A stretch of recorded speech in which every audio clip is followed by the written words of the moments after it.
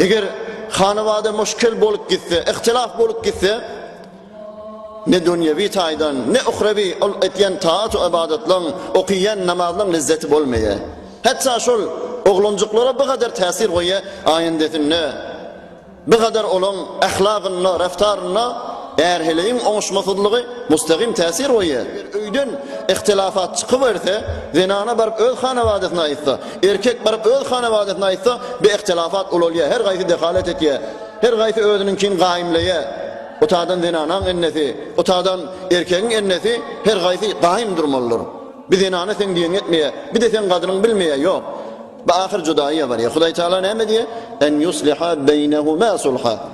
İkicigi öz arasını heletsin. İhtilafı düşünne, fikretmel oylanışmalı. Basım talağa barıp, sonra izinden ökünüp, qaharın yatyençe, qaharın yatı tamam. Qaharın yatanına, bunu talaq ettim yol yok mu? Yok, yol yok. Sen özün yolun hemmesini bozup dursun.